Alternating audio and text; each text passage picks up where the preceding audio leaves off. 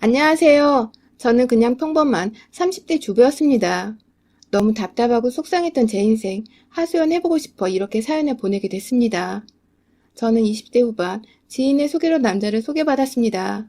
푸근한 인상이 통통한 몸매, 아주 평범한 직장 남자였어요. 한눈에 끌리는 사람은 아니었지만 얼굴값 하는 것보단 100배, 1000배 낫겠다 싶어 그 남자와 몇 번 더 만남을 가져봤어요. 얼굴만큼이나 별 다를 게 없는 그런 남자여서 저는 더 결혼 상대로 괜찮겠다라는 생각이 들었고, 그쪽 역시 저와 비슷한 생각을 가지고 있어서 저희는 만난 지 2달 만에 결혼을 하게 되었어요. 남편 외모나 조건이 뭐 하나 특출난 게 없으니까 진짜 바람 걱정은 안 해도 되겠다 싶어 저는 항상 남편을 거의 방치해뒀어요. 남편 역시 여자에게 별 관심이 없어 저희는 생각보다 정말 잘 맞았어요. 그래서 신혼 초 더 좋았던 것 같아요. 서로 터치하는 거 없이 각자의 삶을 존중해주고 잠자리는 서로의 마음이 통할 때만 하는 걸로 합의를 보니 정말 최고의 룸메이트 같았어요. 그런데 어떤 결혼이든 장점이 있으면 단점이 있는 거잖아요. 역시나 이 결혼의 단점은 존재했습니다. 바로 남편이 막내라는 점이었어요. 그렇다 보니 엄마와 누나 2명의 사랑을 아주 듬뿍 받고 있었더라고요. 처음엔 나쁘지 않았어요. 왜냐면 남편의 누나들이 남편을 챙길 때마다 저까지 아주 잘 챙겨주셨거든요. 시어머님 역시 남편을 잘 부탁한다며 항상 저에게 친절하게 대해주셨어요. 하지만 이 모든 행복은 딱 1년짜리였어요. 남편은 결혼생활 1년 동안 총 4번 직장을 옮겨 다녔고, 그것 때문에 저는 제대로 남편에게 생활비조차 받지 못했어요. 분명 결혼 전 돈 관리는 제가 하기로 합의를 봤었는데 남편이 직장을 자꾸 그만두면서 놀고 먹는 바람에 제대로 된 월급을 받아보지 못했습니다. 저는 그게 너무 열이 받아서 자꾸 남편에게 잔소리를 하게 됐어요. 아니, 이번 달에도 생활비를 못 주면 나 혼자 일해서 다 내라는 거야? 언제까지 생활비만 당신 뒤치다꺼리까지 다 나 혼자 해야 되냐고. 아, 나도 오래 다니고 싶지. 그런데 몸이 너무 힘들어서. 다 힘들어, 다. 나도 힘들고 세상 사람들 직장인데 다 힘들다고. 왜 당신만 힘들 거라고 생각하는데? 좀 제대로 좀 하라고. 이날 처음으로 남편에게 화를 내며 잔소리를 했어요. 남편은 완전 기가 확 죽었더라고요. 그런 남편이 조금은 불쌍해 보이길래 퇴근길에 장을 봐서 집으로 딱 들어갔는데 신발장에 못 보던 신발들이 있는 거예요. 저는 갑자기 불안해졌어요. 혹시나가 역시나 시어머님과 형님 2분이 다 저희 집 소파에 딱 앉아 계시더라고요. 그 사이 제 남편은 아주 편하게 누워 과일을 받아먹고 있었어요. 여보 왔어? 엄마하고 누나가 같이 밥 좀 먹지. 저는 너무 당황스러웠어요. 그 전날 싸운 것 때문에 혹시 찾아온 건가 싶어가지고 괜히 쫄리더라고요. 장봐 왔네? 올케, 오늘 맛있는 것 좀 해주게? 우리 같이 먹어도 되지? 여자 3명이서 조잘조잘 되는데 아주 정신이 쏙 빠졌어요. 저는 일단 음식을 하겠다는 핑계로 부엌으로 갔어요. 그러자 시어머님이 굳이 따라와서 제 요리에 혼수를 두시더라고요. 재료 손질을 왜 이렇게 하냐? 물은 왜 자꾸 틀어놓으냐? 쌀은 왜 이렇게 힘없이 씻냐? 반찬은 왜 이 정도밖에 없냐 등 아주 방언이 터져서 진짜 미치겠더라고요. 그럴 거면 자기가 밥을 하면 되지. 굳이 입으로 요리를 하는 이유가 뭐냐고요. 저는 정말 이해가 안 됐어요. 겨우겨우 밥을 차리고 같이 상에 앉았는데 역시나 전날 싸운 얘기를 꺼내시더라고요.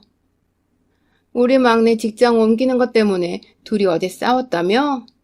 아, 싸웠다기보다 그냥 얘기를 한 거예요. 사람이 살다 보면 회사가 안 맞아서 그만둘 수도 있는 거야. 그치? 아, 네. 오케이, 목소리가 안 들리네? 우리 엄마 말이 못마땅해? 아니에요. 그런 거 진짜 아니에요. 너희들은 가만히 있어봐. 우리가 따지는 걸로 오해하겠다. 딱 봐도 일부러 제 귀를 누르려고 하는 게 보였어요. 그런데 악역인 게 싫었는지 지들끼리 아주 북치고 장구치고 하더라고요. 사람들은 다 자기가 맞는 일이 있는 거야. 우리 막내는 아직 자기한테 딱 맞는 일을 못 찾아서 이것저것 경험해 보는 거고. 그럼 아내 된 도리로서 네가 이해해주고 또 보듬어주면서 내조려야지. 그 몇 푼 안 되는 푼돈으로 자꾸 눈치를 주려고 하지 마라. 알겠지, 아가? 시어머니는 말을 조곤조곤 하는 것 같았지만 대답을 안 하면 죽을 것 같은 눈빛으로 저를 째려보고 있었어요.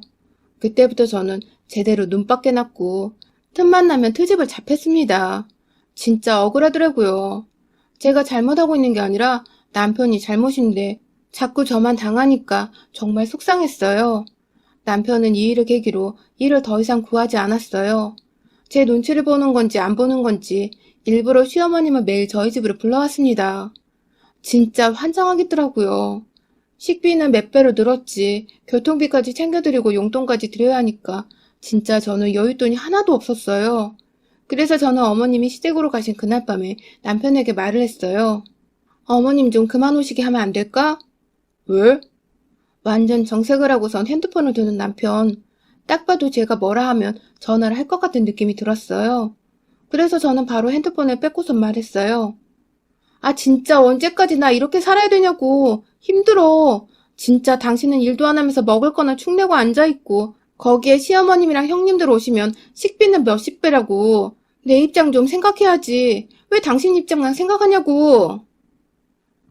제가 돈으로도 너무 힘들고 시댁 식구들이 오면 쉬지도 못해서 정말 너무 힘들다고 말하니까 그제서야 고개를 끄덕이더라고요. 그래서 저는 잘 알아들었나 보다 생각했었는데 아니었어요. 그 인간 몸뚱아리만 둔한 게 아니라 눈치랑 뇌도 둔하더라고요. 제가 퇴근하고 돌아왔는데 역시나 소파에 나란히 그 넷이 앉아 있었고 거기에 남편은 저에게 말했어요. 엄마랑 누나도 없다고 생각해. 그냥 나 보러 온 거니까 편하게 쉬어. 아니, 저렇게 말하면 제가 어떻게 되냐고요. 그 말을 들은 시어머니가 형님들은 저에게 물었어요.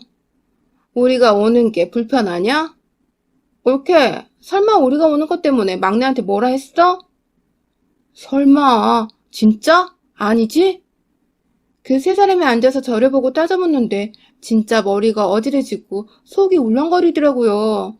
진짜 그 누가 그 자리에 섰어도 저와 같은 기분이었을 거예요. 여자 새내기는 정말 너무 셌습니다. 그렇게 저는 또 쩔쩔매면서 아니라고 그런 말뜻이 아니었다고 변명을 하고 또 아부를 떨었어요. 그 후 세 사람은 일주일에 5번씩 저희 집에서 살았고 저는 두 손 두 발 다 들어버렸어요. 그러다 진짜 제가 장염으로 집에서 알아 누운 적이 있었는데 그때 진짜 제대로 일이 터졌어요. 아파서 자고 있는 거 뻔히 하면서 TV 볼륨을 미친 듯이 키워놓고 아주 떠들면서 놀고 있는 거예요. 그래서 저는 남편에게 전화를 해서 잠깐 방으로 와달라고 말했어요. 남편은 방에 들어와서 해맑게 웃으면서 왜? 그러더라고요. 저는 진짜 열받았는데 최대한 참으면서 부탁했어요. 나 너무 아파서 그러는데 약이랑 물 좀, 그리고 TV 볼륨 좀 낮춰줘. 잠을 못 자겠어. 남편은 알겠다면서 거슬러 나가 큰 소리로 말했어요. 혜진이가 시끄럽다고 TV 끄라는데? 저는 진짜 시겁했어요. 아니, 무슨 말을 저렇게 하냐고요. 사람 오해하게. 그 말에 둘째 형님이 방으로 들어와서 저한테 옳게, 우리가 시끄러워? 아픈 게 뭐가 대수라고 시어머니한테 시끄럽다고 말을 해? 미쳤어? 아파서 머리가 어떻게 된 거 아니야? 형님, 저는 그렇게 말한 게 아니라 볼륨을 조금만 낮춰달라고 말한 거였어요. 그게 그 말이지. 진짜 어이없어. 뭐 죽을 병이라도 걸렸어? 정신 좀 똑바로 차려 싸가지 없는 소리 하지 말고. 안 그래도 아파 죽겠는데 너무 서러웠어요. 그렇게 혼자 이불을 뒤집어 쓰고 울다가 지쳐 잠들었는데 좀 이따 깨어보니 집에 아무도 없더라고요. 그래서 다행이다 싶었는데 조금 있다 다시 그 네 사람이 돌아왔어요. 아주 고기 냄새를 풀풀 풍기면서 시끄럽게 들어오는데 남편 손에 제 지갑이 들려있는 거예요. 저는 황급히 핸드폰을 확인해봤더니 거의 30만 원어치 소고기를 잡수고 왔더라고요. 그 와중에 눈치 없는 시어머니와 형님들은 저에게 오케이 땡큐 잘 먹었어 라고 말하며 소파에 앉았어요. 남편은 아주 싱글벙글 저에게 윙크까지 하더라고요. 저는 그 모습에 꼭지가 제대로 돌아버렸어요. 그래서 남편의 손목을 잡고 안방으로 들어가 문을 잠갔어요. 그리고 막 따지기 시작했습니다. 그동안 받은 서러움과 지금 당장 쓴 그 돈이 얼마나 힘들게 번 내 돈인지 아냐고 막 따졌어요. 울면서 막 남편의 가슴을 때렸는데 문 밖에선 아주 난리가 났더라고요. 결국 형님들과 어머님은 문을 아주 부서져라 내리치다 문고리까지 고장나서 안방까지 들어왔어요. 그리고 아주 죽일 듯이 제 머리채를 잡고 흔들었어요. 네가 미쳤구나. 감히 남편한테 손을 대? 네 남편이기 전에 내 동생이야. 둘째가 먼저 제 머리채를 잡고 첫째가 와서 제 뺨을 때렸어요. 옳게. 우리가 진짜 그동안 참아주니까 아주 만만해서 미치겠어? 왜 이렇게 기어오르지? 저는 진짜 참을 만큼 참았다 싶어 두 여자의 머리채를 동시에 잡고 반격을 했어요. 그러자 시어머님이 제 등짝을 마구 갈겼어요. 결국 저는 바닥에 나뒹굴었고 서럽게 울었어요. 4대 1은 정말 힘들더라고요. 아니, 불가능하잖아요. 결국 저는 그날 그 사람들한테 무릎까지 꿇렸고 남편에게 잘못했다고 빌어야 했습니다. 진짜 제가 뭘 잘못했는지도 모르겠는데 그 사람들이 사과를 시키니까 어쩔 수 없이 빌어야만 했어요. 진짜 너무 속상하고 분하고 너무 열받는데 어떻게 할 수가 없었어요. 그렇게 그날이 지나고 저는 친정에 가서 울며 그동안 있었던 일들을 모두 다 사실대로 말했습니다. 저희 부모님과 여동생은 아주 난리가 났어요. 부모님은 당장 이혼하라면서 저한테 불같이 화를 내셨어요. 절대 그거 안 바뀐다고. 그런 놈한테 이용당하지 말고 당장 이혼하라고. 그리고 이혼을 할 때 하더라도 복수는 하고 이혼하라며 저희 집으로 다 같이 향했습니다. 저희가 도착했을 때 역시나 그 사람들은 소파에서 TV를 보고 있더라고요. 저희 부모님과 여동생은 안녕하시냐면 자연스럽게 그들을 밀치고 소파에 다리를 한껏 벌리고 앉아버렸어요. 시어머님과 형님들은 아주 구석으로 밀려났고 남편은 멍한 표정으로 저를 쳐다봤어요. 저는 외면했고 남편은 땀을 흘리기 시작했어요. 시댁 식구들은 아주 눈치를 보면서 서로 눈빛 교환만 줄장 하더라고요. 냉랭한 분위기에 저희 아빠는 남편에게 말했어요. 자네는 장인어른 장모님 왔는데 음료도 안 내오나? 아, 아버님, 죄송합니다. 남편은 황급히 냉장고를 열어 냉장고를 살피는데 지네들이 다 처마시고 처먹어서 남아있는 게 없더라고요. 그러면서 저를 쳐다보는데 제가 입모양으로 어쩌라고 라고 말했어요. 쭈뼛쭈뼛대면서 거슬러 오더니 장인어른 마실 게 없는데. 아빠는 완전 인상을 팍 쓰시면서 왜 이렇게 눈치가 없어? 없으면 달려가서 사와야 할 거 아니야? 아, 네, 장인어른. 말하고 나가려고 신발을 신었어요. 근데 남편은 백수라서 돈이 없잖아요? 저를 살짝 부르면서 돈을 달라고 하는 거예요. 저희 가족들은 그걸 보고 완전 헛웃음을 지었어요. 제가 돈을 안 주니까 계속 절 부르는 거예요. 그 모습에 저희 아빠가 또 열받으셔서 자네 몇천 원도 없어서 내 새끼한테 돈 구걸하나? 자넨 몇천 원도 없으면서 뭘 믿고 일을 안 하는 건가? 난 뭐 돈이 많아서 일을 안 구하는 줄 알았지. 그러자 시어머님이 입을 열었어요. 아니, 그건 애가 맞는 일을 못 찾아서 그런 거예요. 사돈, 사람들이 다 맞는 일만 하는 줄 아세요? 다들 안 맞아도 열심히 돈 벌려고 하는 겁니다. 1년째 놀고 있으면 이건 문제 있는 거라고요. 시어머님은 아버지가 완전 팩트로 따져버리니까 아주 얼굴까지 빨개져서 아무 말도 못 하더라고요. 내 딸이 힘들게 번 돈으로 편하게 살려고 했나 본데 나는 그 꼴 절대 못 봅니다. 뭐요? 그럼 애들 이혼이라도 시키겠다는 말씀이세요? 당연한 걸 뭘 모르십니까? 1년이면 참 많이도 참아줬지. 아무리 양심이 없다 해도 그렇지. 벼룩도 당신네들보다 낫겠어요. 시어머니와 형님들은 줄창 당하니 할 말이 없어졌는지 계속 욕만 하더라고요. 그걸 듣고 있던 저희 엄마가 다시 시어머니에게 말했어요. 내 자식한테 손대셨다면서요? 당황하며 시어머님이 말을 못하니까 형님들이 맞을 짓을 했으니까 맞은 거라고 말을 하더라고요. 그 말에 열받은 엄마는 남편의 뺨을 때리셨어요. 맞을 짓 했으니까 당신 새끼도 맞아야겠네요.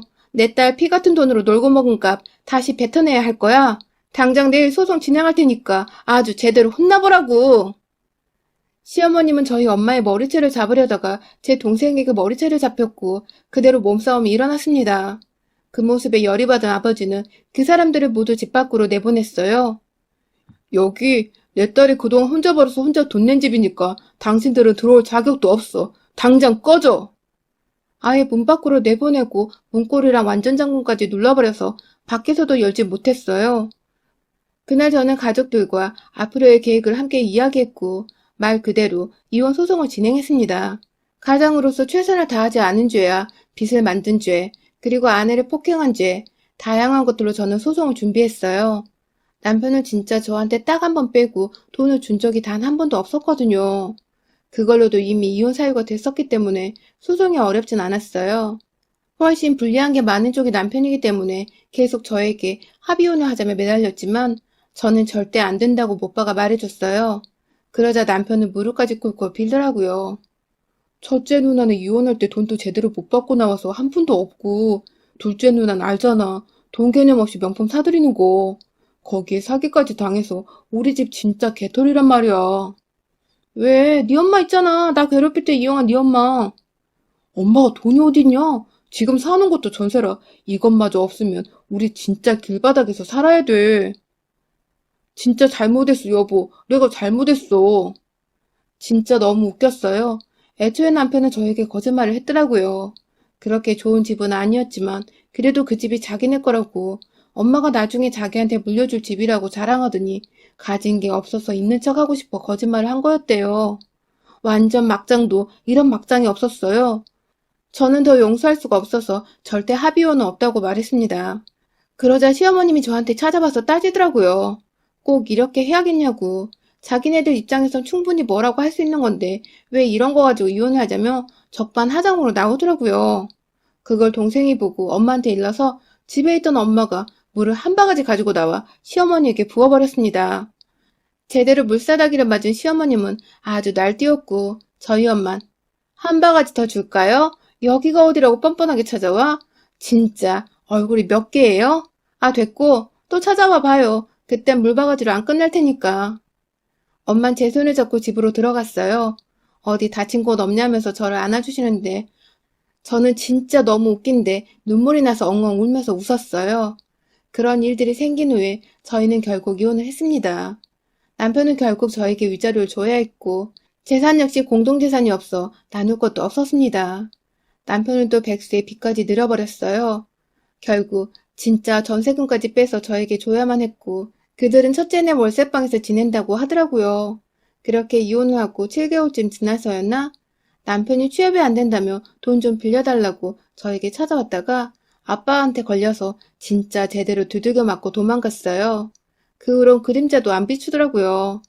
진짜 이 얘길 누구한테 제대로 해본 적이 없어서 어떻게 보면 속 시원하게 복수하고 끝낸 일이지만 제대로 사람을 보지 못한 제가 너무 원망스러워 힘든 시간을 보냈어요. 한편으론 다행이고 경험이라 생각을 했지만 한편으론 누구를 원망할 수 없어 우울감이 심해져 한동안 가족들 몰래 술로 밤을 지새우곤 했어요.